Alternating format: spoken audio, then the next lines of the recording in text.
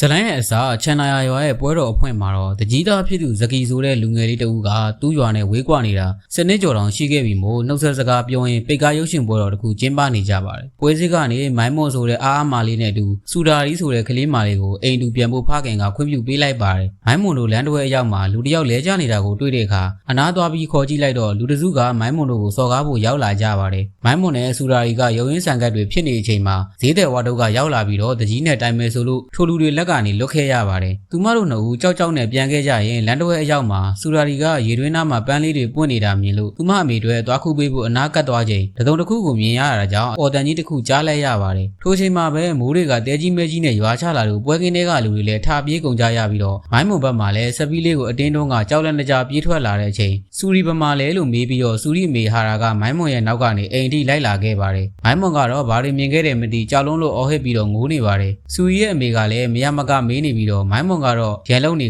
တားမရစီးမရဖြစ်နေလို့ပြန်လာခဲ့ရပါတယ်။စူရီရဲ့အမေကသူသမီးကိုရှာမတွေ့လို့ပွဲစည်းသည့်လိုက်ရှာနေခဲ့ပြန်ပါတယ်။နောက်နေ့မနေ့ရွာသားတွေနဲ့အတူလိုက်လံရှာဖွေရင်းအယူအားမှမိုင်းမွန်နဲ့ကလေးကိုပြန်ခိုင်းပြီးလို့လူတွေကပြစ်တင်ပြောဆိုနေကြအချိန်မှာပဲဟာရာကစူရီရဲ့အရေးကိုတွေ့လို့သမီးစူရီဆိုပြီးအော်ခေါ်ကပြေးလိုက်သွားပေမဲ့ဘယ်သူမှရှိမနေပြန်ပါဘူး။လူတွေကတော့ဟာရာယူနေပြီလို့ထင်ကုန်ကြပါတယ်။သမီးဖြစ်သူနဲ့ပြောစရာအခိုက်အတန့်လေးတွေကိုမိဘတွေကတွေးမိရင်သတိရနေကြပါတယ်။နောက်ရက်မှာတော့ရွာထဲကိုကားတစ်စီးဝင်လာခဲ့ပါတယ်။ထိုကားတွေကမိကလေးကရုတ်တရက်ကြီးကလေးမလေးတယောက်တော်ထဲဝင်သွားတာမြင်လို့သူမပါနောက်ကလိုက်လာခဲ့တဲ့အချိန်မှာတော့ဂူကြီးတစ်ခုတည်းကိုရောက်လာခဲ့ပါတယ်။ထိုထဲမှာကလေးမလေးကနောက်ကျောပေးကထိုင်နေတာကိုတွေ့လို့အနားကပ်သွားတော့မှတရဲမျက်နှာကြီးပေါ်လာလို့လန့်သွားချိန်လူတစ်ယောက်ကနောက်ကနေခေါ်လိုက်တော့မှကလေးမလေးကမရှိတော့ပဲပျောက်သွားခဲ့ပါတယ်။သူမကအရာရှိမှဖြစ်ပြီးတော့ကလေးပျောက်တဲ့အမှုနဲ့တိုင်ချက်ရလို့လာဆောင်စမ်းတာဖြစ်ပါတယ်လို့မိတ်ဆက်လိုက်ပါတယ်။ကလေးပျောက်တဲ့ကိစ္စနဲ့အေဂျင့်နေတဲ့ရွာလေးမှာလည်းတရွာလုံးအလုပ်တွေရှုပ်ပြီးတော့အချင်းချင်းစကားတွေများကုန်ကြပါတယ်။တကြီးရဲ့သားကလူစုဝင်ခွဲပေးလိုက်မှငြိမ်ကုန်ကြပါတယ်။ရာရှိမကလည်းသူမဒီမှုကိုဖော်ဖို့အားလုံးပူးပေါင်းပေးဖို့ပြောလိုက်ပြီးတော့မိတ်ဆက်လိုက်ပါတယ်။မိုင်းမုံဘက်မှာတော့သူမအရန်ချစ်ရတဲ့ကလေးလေးကိုဆုံးရှုံးလိုက်ရတာမို့နာကျင်ကြေကွဲနေချိန်သူမနာကိုစူရီရဲ့ဥယျာဉ်ရောက်လာပြီးတော့နှစ်သိမ့်ပေးရှာပါတယ်။ရွာသားတွေကလည်းသူတို့အိမ်နေတော့ကလေးတည်းလာချောက်တာခံရတယ်လို့အတင်းပြင်းနေပြောကုန်ကြပါတယ်။ရာရှိမကတော့စူရီတို့အိမ်ကိုလာစစ်ဆေးတဲ့အခါ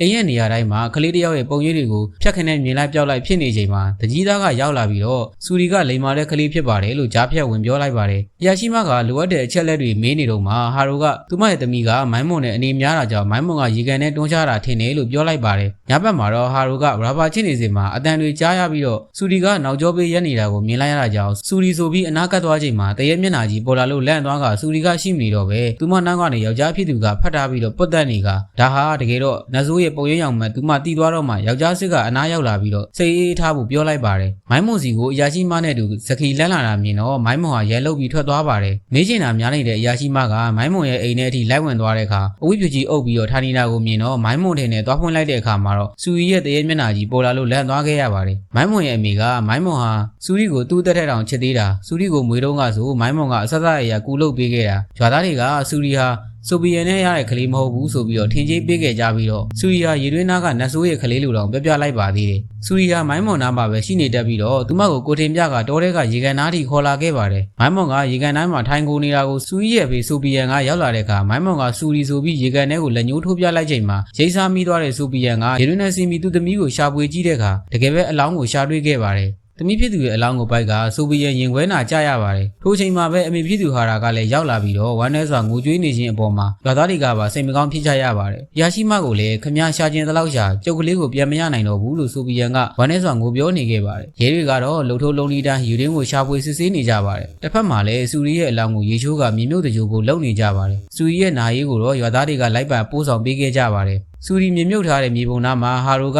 ဝမ်းနဲစွာထိုင်ကုန်နေတော့မြေပုံထဲကရေတွေစူပွက်ထွက်လာလို့လန့်နေချိန်မှာမိုင်းမွန်ကကျွန်တော်ကြီးရက်ကြည့်နေခဲ့လို့ဟာရိုကနေငါသမီးကိုတက်ခဲ့တာငါသမီးနာဘယ်တော့မှမလာနဲ့လို့ရန်လုံးပြောဆိုခဲ့ပါတယ်။မိုင်းမွန်ကတော့မပြန်ပဲစူရီရဲ့မြေပုံမှာပဲနားရောက်တဲ့ဒီဖက်ပြီးတော့ငိုနေခဲ့ပါတယ်။အရာရှိမနားခိုရအိမ်မှာလည်းခြောက်ကြားဖွေရာတွေဖြစ်နေတဲ့အခါရှာကြည့်လိုက်တော့မကောင်းဆိုးပါကြီးထွက်လာပြီးတော့အိမ်မက်ဖြစ်ကနေအရာရှိမလန်နိုးလာခဲ့ပါတယ်။မိုင်းမွန်ရဲ့အနားမှာတော့စူရီကဖက်တွယ်ပြီးတော့အဖော်ပြုပေးနေပါတယ်။နောက်ရဲ့ချန်နာနာဈေးနားမှာရွာသားတချို့ဆိုဗီယန်ကိုမင်းအားမာလီနဲ့အိတ်ကိုစူရီကမြင်သွားလို့တက်ပစ်လိုက်တာမလားလို့ထင်ကြီးပြီးပြောဆိုနေတဲ့အခါဆိုဗီယန်ကအတိမခံနိုင်တော့ပဲရန်ပွဲဖြစ်ကုန်လို့အကုန်ဝင်တားဆီးပေးလိုက်ရပါသေးတယ်။ညတညမှာဟာရာကအချုပ်နေတော့တကားကနေမြင်လိုက်တာကစပီတစီကအလိုလိုရွေးရှားနေပြီးတော့တကားခောက်တန်နေကြားနေရကအိမ်ထဲမှာလည်းခြေရာတွေရှိနေတာကြောင့် သူသမီးထင်တဲ့စူရီတို့အော်ခေါ်ပြီးရှာလိုက်တဲ့အခါစူရီကနောက်ကျောပေးထိုင်နေတာကိုမြင်တော့သမီးဘိုက်စာနေတာလားအမေထမင်းကျွေးမယ်လို့ပြောပြီးထမင်းကူးပြီးပြန်လာမှာစူရီကတရေမျက်နှာကြီးနဲ့ထွက်လာပြီးတော့သူ့ကိုယ်သူထိခိုက်အောင်လုပ်နေလို့ဟာရိုကဝင်တားနေချိန်မှာဆိုဗီယက်နိုးလာပြီးဘာမှမရှိနေတာကြောင့်စိတ်အေးထားဖို့ဖြေသိမ့်လိုက်ပါတယ်နောက်နေ့မနေ့အရာရှိမကစူရီတေသုံးချင်းဟာတယောက်ကတမင်တက်လိုက်တာဖြစ်ကြောင်းအချက်ကြရှင်းပြလိုက်တဲ့အခါရွာသားလင်မယားတွေက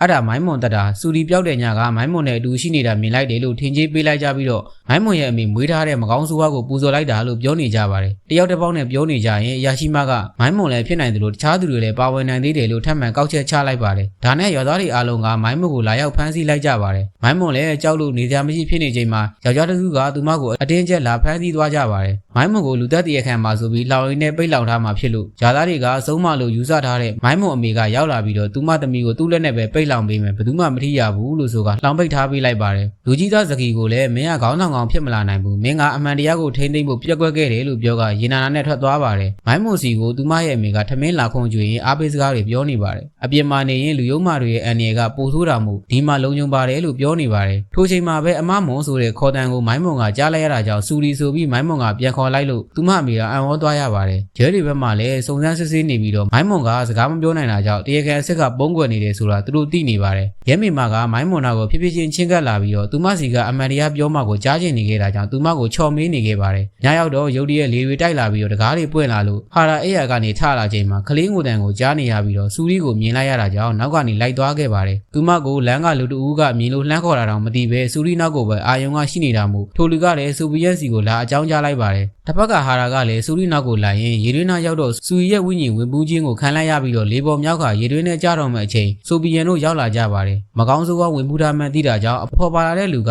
ဖျားစာတွေယူပြီးတော့အပနှင်လိုက်ကထိန်းချုပ်ပြီးတော့အိမ်ကိုပြန်ခေါ်လာခဲ့ကြပါတယ်ရွာသားတွေကိုလည်းစူရီကအရေးတွေပြက6လန့်နေပါသေးတယ်ဗာတကြီးနဲ့သူ့ရဲ့မျိုးဆက်ခံသားဖြစ်သူကလည်းထိုကိစ္စကြောင့်ခေါင်းချောင်းနေကြရပါတယ်အေဂျင့်နဲ့ရွာလေးမှာအခုတော့လူတွေသေး6လန့်မှုတွေအပြင်ဝင်ပူးခံရလို့အပနေခြင်းဖြစ်ရတွေကပိုဆိုးလာခဲ့ပါတယ်ရွာသူတယောက်ဆိုရင်စူရီတရေလေးကိုကြောက်လုံးလို့သူ့ရှာသူဖြတ်ပြစ်တဲ့အထိဖြစ်လာခဲ့ပါတယ်တစ်ဖက်ကမိုင်းမွန်ကိုလည်းလာကြတဲ့သူတွေရှိနေပါတယ်သူမကိုတစ်ဖက်သက်ကြိုက်နေတဲ့ဈေးတဲ့ဝါတုပ်ဖြစ်ပါတယ်မိုင်းမွန်လွတ်လာတော့စူရီကလမ်းပြကခေါ်ဆောင်လာတော့မှပဲရွာသားတယောက်ကသူမကိုအာရမပြုခြင်းမှုကြံနေတဲ့အချိန်မှာတရေဝင်စည်းတာခံရတဲ့မိမပြည်သူကစိတ်လွတ်ပြီးတော့နောက်ကနေကိစ္စတုံးပြစ်လိုက်ကမိုင်းမွန်ကိုထွက်ပြေးခိုင်းလိုက်ပါတယ်မိုင်းမွန်လည်းကြောက်ကြောက်နဲ့သွေးတွေပေးနေတဲ့သူ့ခန္ဓာကိုရေတွင်းကရေနဲ့ဆေးနေတဲ့အချိန်သူမငငယ်တဲ့ကလူတချို့ရဲ့အာရမပြုခြင်းတာခံရခြင်းကိုပြန်လည်သတိရပြီးတော့ဝမ်းနှင်းကိုရွေးနေတဲ့သူမစီစူရီတရေမာလေးကဖက်ကအားပေးနေပါတယ်ရွာထဲကလူတွေကိုရဲတွေကစုံစမ်းစစ်ဆေးကြပြန်ပါတယ်ဇကီကတော့ဒီလူတွေမှုတွေဟာမိုင်းမွန်လောက်တာလို့ဆွဆွဲပြန်တာကြောင့်ယာရှိမကသူမတယောက်တည်းနဲ့ဒီလူတွေကိုတတ်ဖို့တတ်တိမရှိနိုင်ဘူးလို့ထပ်မံပြောပြလိုက်ပါတယ်လှောင်ရင်ထဲကလုံနေတဲ့မိုင်းမွန်ကိုရွာသားတွေ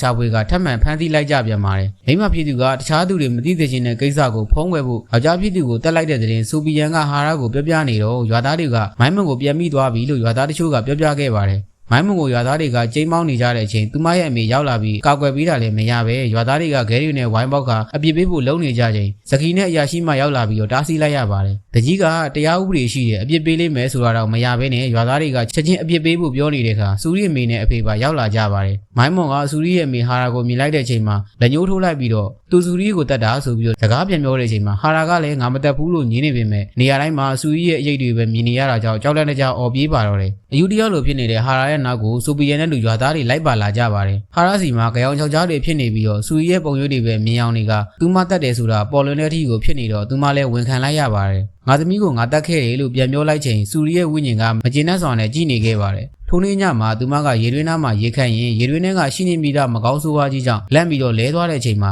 သူမအနာကပ်လာတဲ့တရေမကိုတွေ့ရတုံးနဲ့ရိုက်လိုက်တာကပန်းခုဖို့လာနေတဲ့သူမသမီးစူရီဖြစ်နေခဲ့ပြီးတော့ဒါကိုမြင်သွားတဲ့မိုင်းမွန်နာကိုလိုက်ခဲ့ရင်ရေတွင်းဆောင်မကောင်းဆိုးဝါးကစူရီကိုခေါ်သွားတာလို့ပြောပြလိုက်ပါတယ်အဖြစ်မှန်ကိုသိလိုက်ရတဲ့ဆိုပီယန်ကတီးမခံနိုင်ဖြစ်ပြီးတော့ဟာရာကိုတတ်မဲ့လုံနေချိန်ဇကီကဝင်တားလိုက်ပါတယ်ရဲတွေကတရားခံဟာရာကိုဖမ်းဆီးခေါ်ဆောင်သွားကြပါတယ်သတင်းစာခေါင်းစည်းပိုင်းမှာကိုကလေးကိုပြန်တက်တဲ့မိခင်ဆိုပြီးတော့ကြော်ကြားသွားပါတယ်ထိုချိန်ထောင်ဝင်သားလာတွေ့တဲ့သူကဇကီဖြစ်နေတာကိုအရာရှိမကတွေ့သွားတာကြောင့်ဇကီပေါ်တန်တရားဝင်လာခဲ့ပါတယ်ရွာလူကြီးတာဝန်ကိုဇကီကတာဝန်ယူမှမှုသူ့ကိုမဲထဲဖို့စီယုံလုံးစော်ပွဲကိုလုပ်နေပါတယ်ဇကီဟာရွေးကောက်ပွဲကာလတွင်အနိုင်ရအောင်အောက်လန်းပညာမှာပူးတွဲအသုံးပြုလိုက်ပါသေးတယ်ဇကီအိပ်ပျော်နေတော့စူရီရဲ့ဝိညာဉ်ဟာဇကီကိုပါ6လန့်လို့လာခဲ့ပြန်ပါတယ်ထိုကလေးမှဘာကိုမကျဉ်းတတ်နေတာဖြစ်နိုင်မလဲသူ့ကိုအစီရင်လုပ်ပေးနေတဲ့ဆရာကြီးရောက်လာကတရဲနေပြီးတော့ဇကီကိုကြိုးတွေနဲ့ငြိမ်အောင်တုတ်ထားလိုက်ကြပါတယ်အရာရှိမကဟာရာစီရောက်လာပြီးတော့ဇကီနဲ့ပတ်သက်မှုကိုဖော်ထုတ်လိုက်တဲ့အခါ ဇကီတက်တယ်ဆိုတာပါပေါ်လာခဲ့ပါတယ်တကယ်တော့ဆူရီဟာဇကီရဲ့ကလေးဖြစ်နေခဲ့တာပါသူမဆူရီကိုကိုဝင်လျော်ထားရတဲ့ချိန်ရွာသူကြီးကမပေးစားပဲခွဲထုတ်ကဇကီကိုမြို့ကိုလွတ်လိုက်ပြီးတော့ဟာရကိုတော့ဆိုဗီယက်နဲ့ပေးစားခဲ့တာပါဆူရီကသူ့ကလေးမဟုတ်ဘူးဆိုတာသိပေမဲ့တမီးချင်းလိုချစ်ခင်ခဲ့ပါတယ်အဲ့ဒီနေ့ကဇကီကရောက်ချလာပြီးသူတို့နှစ်ယောက်တိတ်ကိုပြန်ပုံဖော်တဲ့ဆူရီသေးတဲ့ညမှာရေတွင်းသားမှာနှစ်ယောက်သားကာမဆက်ဆံမှုလုပ်နေကြတဲ့ချိန်ပန်းလာခူတဲ့ဆူရီလေးကဒါကိုမြင်ခဲ့တာမို့ဇကီကလှင်းလှင်းမြက်မြက်ပဲဆူရီလေးကိုတွန်းလိုက်ကရေတွင်းနဲ့ထိမိပြီးတော့မေးသွားတဲ့ချိန်ဟာရာရောက်လာပြီးတော့သူမသမီးကိုတက်ရလားလို့ငိုပြီးတော့ပြောနေတဲ့ချိန်နှစ်ယောက်သားဂုံစိတ်ခါနဲ့အဆက်ကိုဖုံးမှုအတွက်ဆူရီလေးကိုကြိုးချီကရေတွင်းနဲ့ပစ်ချခဲ့တာဖြစ်ပါတယ်ဒါကိုမိုင်းမွန်ကအစာဆုံးမြင်ခဲ့ပေမဲ့သူမကစကားမပြောနိုင်ပဲအယူလို့ရွာကလူတွေကဆက်ဆံခံနေရတာကြောင့်ပြောပြလို့မရဖြစ်နေခဲ့တာပါဒီအကြောင်းတွေကိုသိနေတဲ့မိုင်းမွန်ကိုဇကီကအပြက်ရှင်းမှုကားနဲ့လိုက်တိုက်နေချိန်မှာဒါတွေကိုမြင်တဲ့ဝါတုတ်ကရွာကလူတွေကိုအကြောင်းကြားခဲ့တာပဲဖြစ်ပါတယ်ဇကီကမိုင်းမွန်ကိုတိုက်ခိုက်လိုက်တဲ့အချိန်မိုင်းမွန်မေကရောက်လာပြီးတော့သူမကိုစားဓာတ်စဝင်ခံလိုက်ရင်ထိုနေရာမှာပွဲချင်းပြီးတည်ဆုံးသွားခဲ့ပါတယ်ဇကီကမိုင်းမွန်ကိုဖမ်းပြီးတော့ကားနဲ့တင်ပြေးချိန်မှာလမ်းပေါ်မှာဆူရီရဲ့ဝိညာဉ်ပေါ်လာပြီးတော့ရှောင်းလိုက်တော့ကားတစ်စီးလုံးရေထဲထိုးကျသွားခဲ့ပါတယ်ထိုချိန်မှာရဲတွေပါအချိန်ကရောက်လာကြပါတယ်ကားတွေကမိုင်းမွန်ကိုလာခဲ့တဲ့သူကဆူရီရဲ့ဝိညာဉ်လေးပဲဖြစ်ပါတယ်သူမလွတ်ရကိုရောက်တဲ့အချိန်ဟာရာကပါရောက်နေပြီးတော့သူမတို့နှစ်ဦးလုံးပြန်တက်မှာဇကီကခြေထောက်ကိုလမ်းဆွဲထားလို့သူမမှာပါတဲ့လက်နက်နဲ့ကိစ္စတုံးပစ်လိုက်ပါတော့တယ်ဂုံးမော်ကိုပြန်တက်လာတဲ့ဟာရာကနောင်တလေးရနေပြီဖြစ်တာကြောင့်ဆိုဗီယန်ကခွင့်လွှတ်ပေးလိုက်ပါတယ်ရေတွင်းသားမှာတော့မိုင်းမွန်နဲ့သူဆူရီရဲ့ဝိညာဉ်လေးဟာအတူတူပဲရှိနေခဲ့ကြပြီးတော့ရေတွင်းသားကနတ်ဆိုးကလည်းသူ့ရဲ့မူသားတွေကိုဆက်လက်ဖြန့်ဝေသွားမှာပါပဲဆိုပြီးတော့ဇက်သိန်းသွားခဲ့ပါတော့တယ်